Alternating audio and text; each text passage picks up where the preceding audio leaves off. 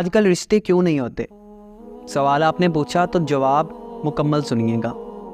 آج آپ جس بھی گلی محلے میں چلے جائیں نا تو آپ کو رشتے کے انتظار میں بیٹھی ہوئی لڑکیاں نظر آئیں گی جن کی ایکچول جو شادی کی عمر تھی وہ گزر چکی ہے، جس کی سب سے بڑی وجہ ان کے یا ان کے والدین کے اپنے مطالبے یا میں نخرے کہہ لوں معذرت کے ساتھ، بڑی گاڑی، اپنی ذاتی کوٹھی، بینک بیلنس، لینڈ کروزر یا اس جیسی خواہشات، چھوٹی فیملی، ٹھیک ہے نا، اچھی فیملی، ذات اچھی، اس طرح کی بے بنیاد جو باتیں ہیں، یہ بے بنیاد مطالبات ہیں، یہ اس کی بیسک اور بنیادی وجہ ہے۔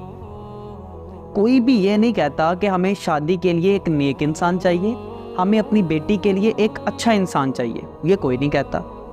ہاں یہ ضرور کہتے ہیں کہ ہماری بیٹی بہت لاڈ اور نخرے سے بھری ہوئی ہے، ہم نے اپنی بیٹی کے بڑے لاڈ اٹھائے ہیں، یہ تو اس کا خرچہ بھی پورا نہیں کر سکتا۔ یار اگر آج کے ٹائم 35 سے 40 ہزار سیلری ہے اور وہ حلال کما رہا ہے تو اس کے حلال میں اللہ برکت ڈالنے والا ہے۔ اور معذرت کے ساتھ آج ہم لوگ مطالبہ کرنے سے پہلے اپنے گھر میں نہیں دیکھتے۔ آپ کے گھر میں بھی تو ابو کی قلیل کمائی سے گزارا ہو رہا ہے نا، سب اچھے سے چل رہا ہے، تو پھر دوسرے کی طرف یہ ڈیمانڈیں کیوں؟ اور پھر جب لڑکی کی عمر 30 سال کو پہنچ جاتی ہے تو پھر ڈیلی صبح اور شام رشتے والوں کو ہم خود فون کرتے ہیں، پھر مولوی صاحب، شاہ صاحب کروا دیں، اور پھر لڑکی کی عمر بھی کم بتائی جاتی ہے تاکہ رشتہ جلدی ہو جائے۔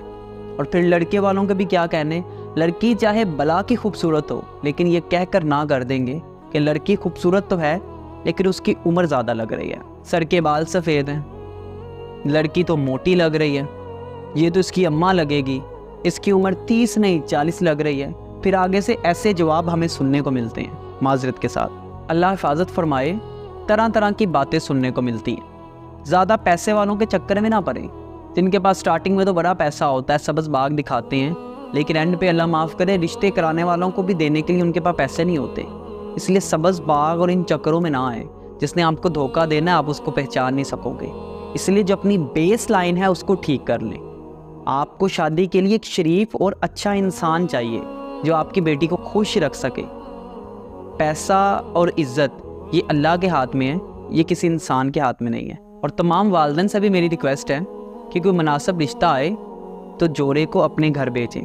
جوان بیٹی کو اپنے گھر بٹھانے کا کوئی مناسب ریزن نظر نہیں آتا، اور اس کا جواب آپ نے اللہ تعالیٰ کو بھی دینا ہے۔ پھر بھی اگر والدین کی سمجھ میں نہیں آتا تو وہ اپنے ماضی کو دیکھ لیں کہ ان کے ماضی میں ان کے حالات کیسے تھے، ہو سکتا ہے وہ اس سے بھی زیادہ بدتر ہو، لیکن دینے والی ذات اللہ کی ہے، ہم کسی کو جج نہیں کر سکتے، نہ ہی یہ اجر کا دن ہے۔